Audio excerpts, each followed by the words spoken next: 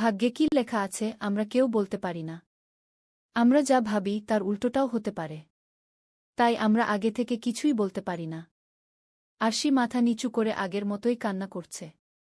কিছুক্ষণ আগে আরশির কথাটা বলতেই শিহাব এগিয়ে এসে আগে পিছে না ভেবে আরশির গালে সজোরে থাপ্পড় মেরেছিল। শিহাব রাগে ফুঁসতে ফুঁসতে আরশির দিকে তীব্র ঘৃণা দৃষ্টিতে তাকিয়ে ক্ষোভ নিয়ে বলল, ছিহি! লজ্জা করল না তোমার এরকম একটা কাজ করতে? তোমাকে আমি বোন হিসেবে কত সম্মান করতাম, আর তুমি এরকম একটা কাজ করতে পারলে? বাড়ির সকলে স্থির, কেউ কিছু বলতে পারছে না।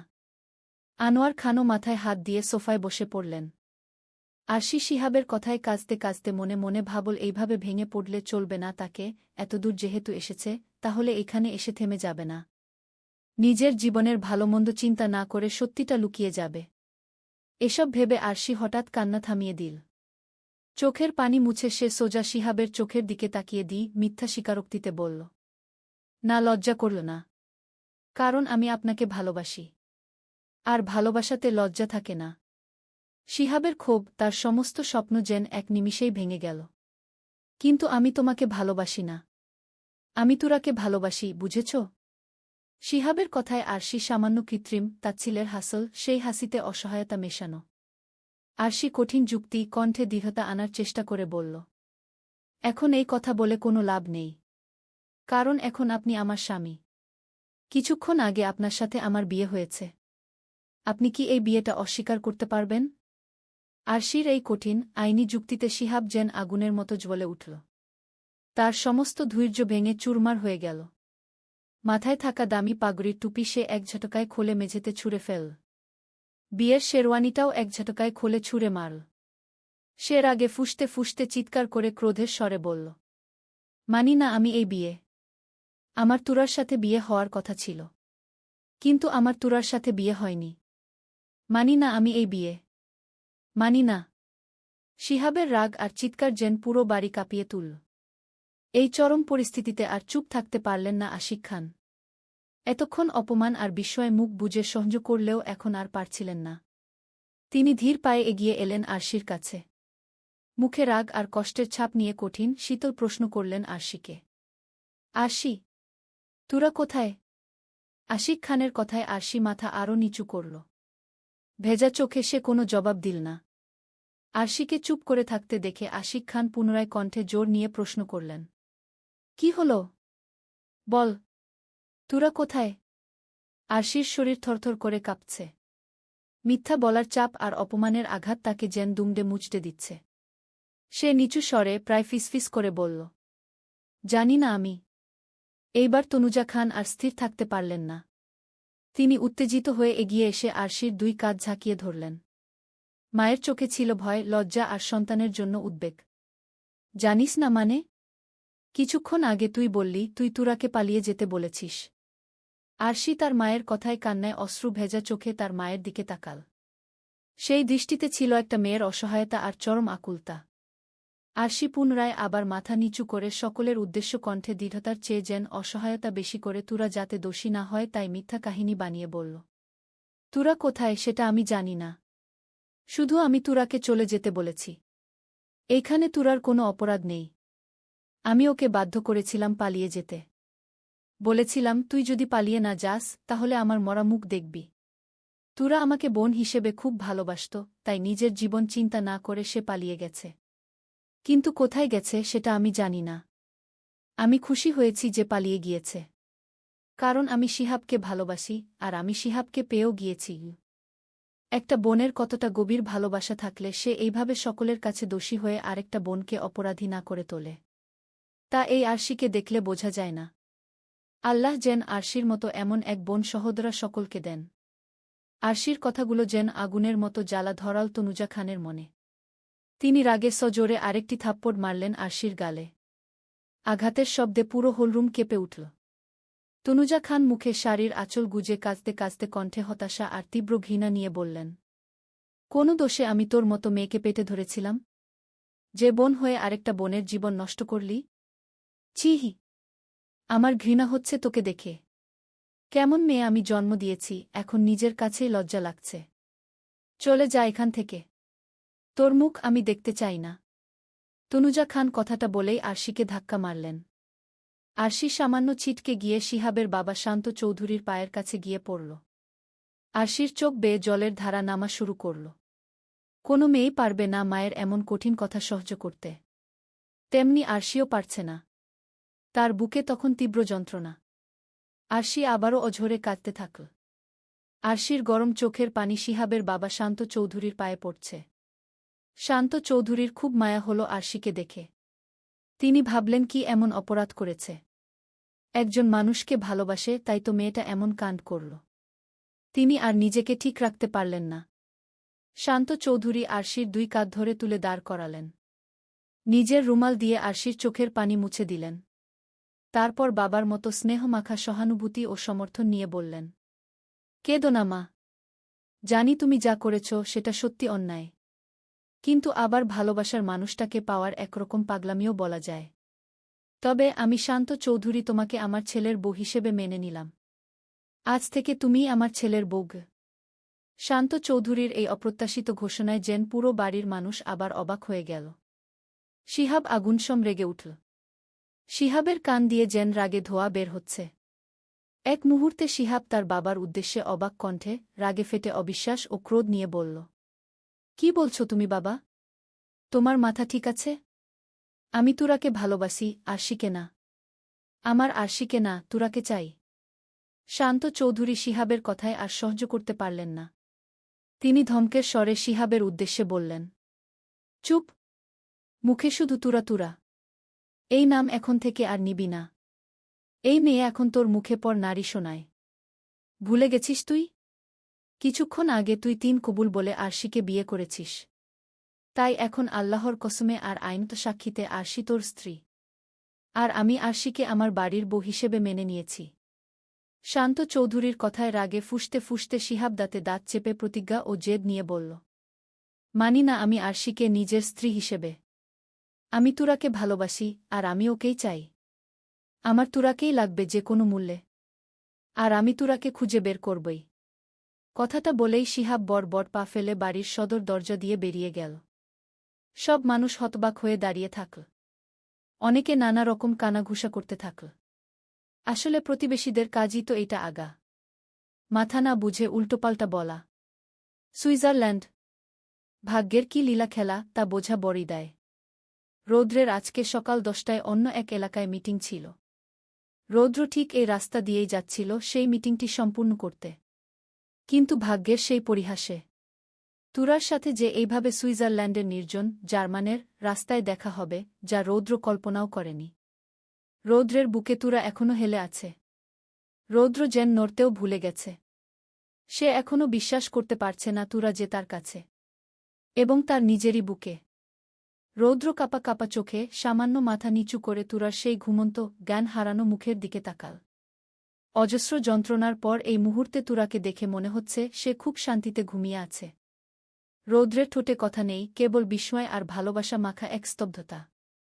পর মুহূর্তে রৌদ্রের চোখ গেল সামনে থাকা তুরার সাথে বাজে নোংরা ব্যবহার করা বিদেশি ছেলেগুলোর উপর। রৌদ্র ছেলেগুলোকে দেখে 1 মিনিট চোখ বন্ধ করল।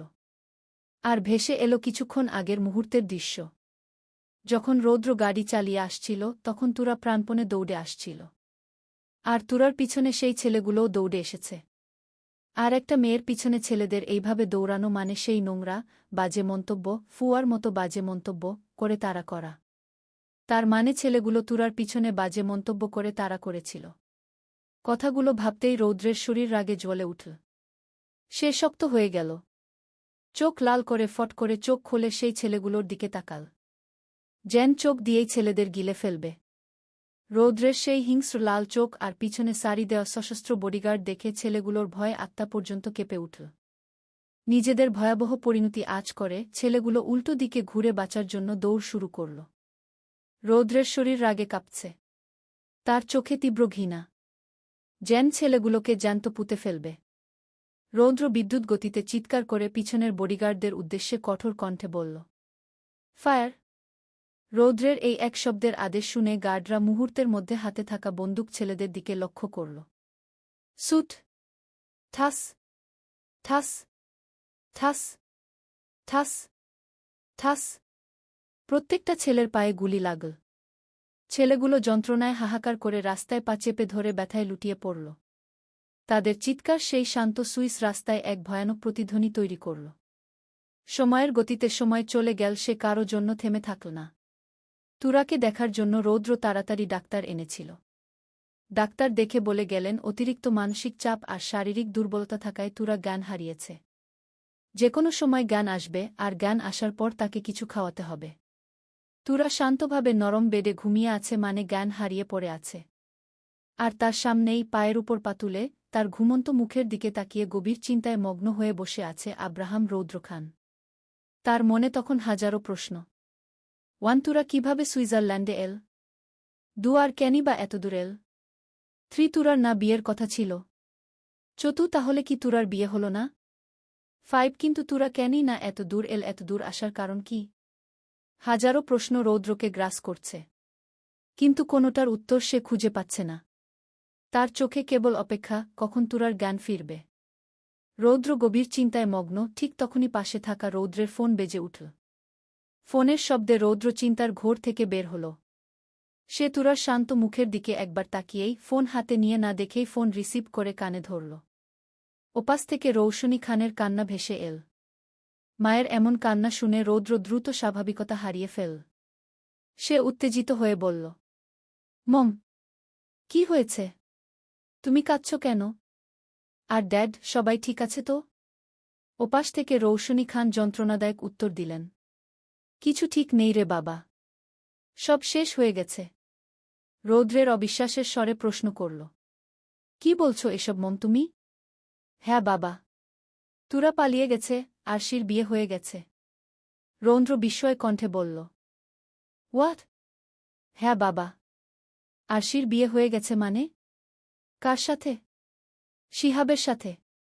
রৌশনী খানের বলা কথাটা শোনার সাথে সাথে রৌদ্রের হাত থেকে ঠাস শব্দে ফোনটা মেঝেতে পড়ে গেল।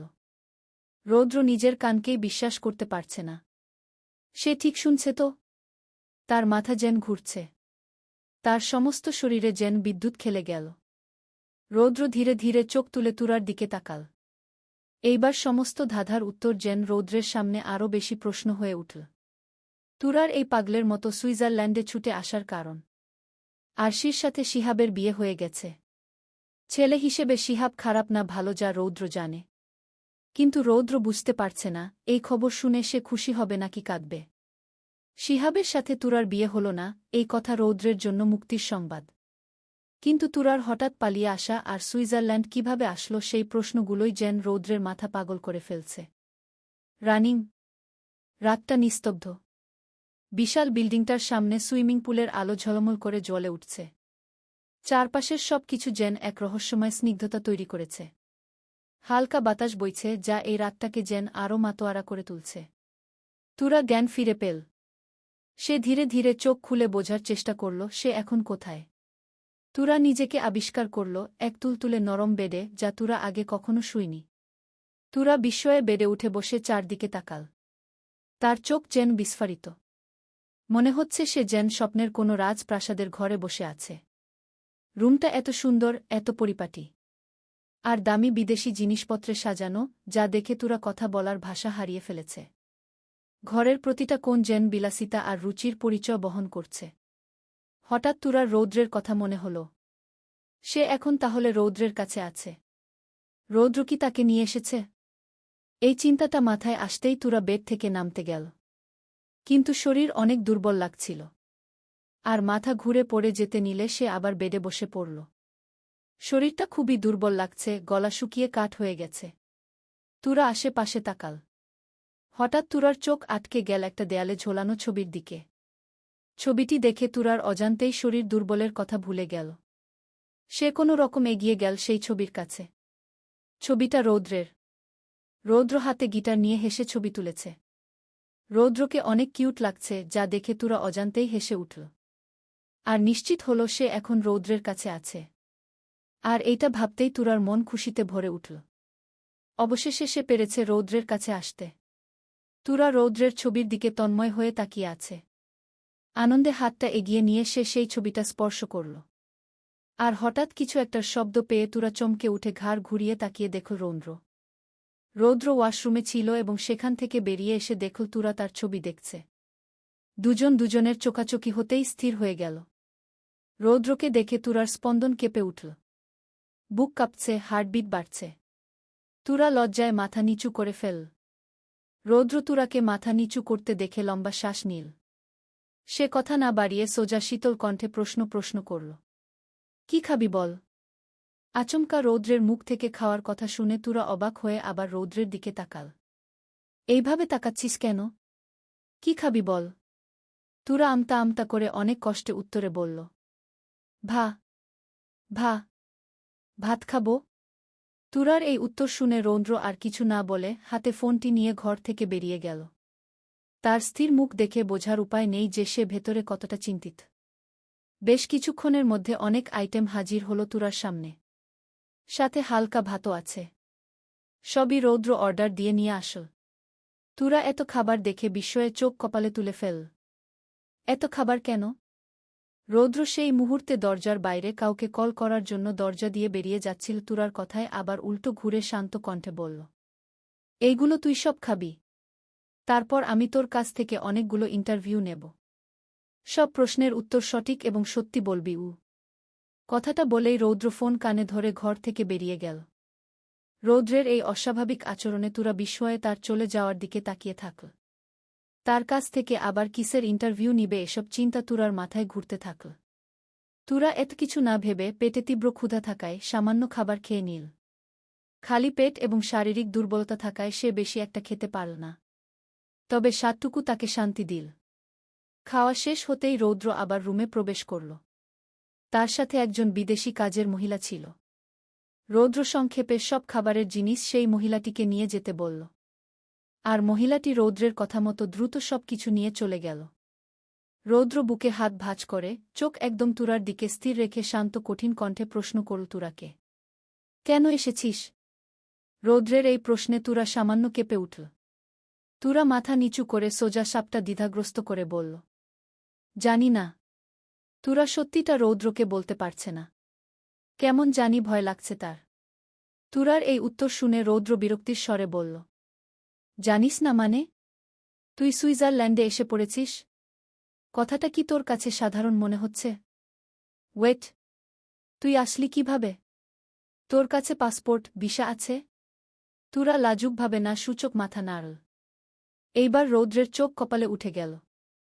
পাসপোর্ট ভিসা ছাড়া তুরা বিদেশি দেশে এসেছে কথাটা কোনোভাবেই স্বাভাবিক না। রৌদ্র তীক্ষ্ণভাবে রেগে গিয়ে বলল, পাসপোর্ট ভিসা ছাড়া মানে? তার মানে তুই এমনি এসেছিস? তুরা রৌদ্রের কথায় লজ্জা ও ভয়ে মাথা নিচু করে করে হ্যাঁ সূচক মাথা নাড়ল। রৌদ্র সাথে সাথে রেগে উঠল। রাগে রৌদ্র তুরাকে থাপ্পড় মারতে গেল। কিন্তু রৌদ্রের হাত শূন্যে থেমে গেল। কারণ রৌদ্র যেই তুরাকে মারতে নিবে সাথে সাথে তুরা রৌদ্রকে শক্ত করে জড়িয়ে ধরল। রৌদ্র একদম স্থির হয়ে গেল। তাদের দুজনের বুকের হার্টবিট এত জোরে বাজছে যে মনে হচ্ছে বাইরের কেউও শুনতে পারবে। সেই আলিঙ্গন ছিল ভয়ের, আনন্দের এবং চরম শান্তির। তুরার এই আকস্মিক কাজে রৌদ্র কথা বলার ভাষা হারিয়ে ফেল। এতক্ষণ তুরার উপর যে রাগটা ছিল সেটা যেন এক মধুময় পরিণতিতে পরিণত হল। আচমকা তুরা ফুপিয়ে কেঁদে উঠল। তুরার এই কান্না শুনে রৌদ্র যেন অস্থির হয়ে উঠল। রৌদ্র নিয়ন্ত্রিতভাবে হাতটা তুরার মাথায় রেখে আলতো স্পর্শ করতে করতে উদ্বেগ স্বরে বলল, তুরা কেন এসেছিস বল? আর তুই যে পাসপোর্ট ভিসা ছাড়া এসেছিস, জানিস কতটা বিপদ হতে পারত? তুরা ফুপিয়ে কাঁদছেই। এই কান্না তার কষ্টের নয়, খুশির। কারণ সে এখন অনেক শান্তি পাচ্ছে। অবশেষে সে রৌদ্রকে পেল। তার বুকটা যেন দীর্ঘ যন্ত্রণার ভার থেকে খালি হয়ে গেল। সব যেন আনন্দে পরিণত হল। ভালোবাসার মানুষকে ফিরে পাওয়ার এই আনন্দ এইটা সবাই বুঝবে না। এইটা শুধু সেই বুঝবে যে তার ভালোবাসার মানুষটাকে ফিরে পেয়েছে। রৌদ্র বুঝতে পারছে না তুরা কেন এইভাবে কাঁদছে। সে নিজেকে আলতো করে ছাড়িয়ে তুরার চোখের পানি দুই হাত দিয়ে মুছে দিয়ে মলিন কণ্ঠে শুধাল, কাঁদছিস কেন? আমি কি তোকে মেরেছি? তুরা নাক টানতে টানতে নাসূচক মাথা নাড়ল। তাহলে কাঁদছিস কেন? তুরা সংক্ষিপ্ত উত্তরে বলল, এমনি। এমনি কেউ কাঁদে? আচ্ছা যাই হোক, সত্যিটা বল তুরা। কেন এসেছিস এত দূর? তুরা রৌদ্রের এই বারবার একই প্রশ্নে বিরক্ত হল। একই প্রশ্ন করার মানে কি? সে কি বুঝতে পারে না আমি তার কাছে এসেছি? এতটাই কি সে অবুঝ? এগুলা ভেবে তুরা মনে সাহস জোগাড় করে ফট করে চরম অকপট উত্তরে বলল, তোমার সাথে লটুবুটু করতে। কথাটা বলেই তুরা নিজের জিভে কামড় মারল। কি থেকে কি বলে ফেলেছে? রৌদ্র তো তুরার কথায় হাবা বনে গেল।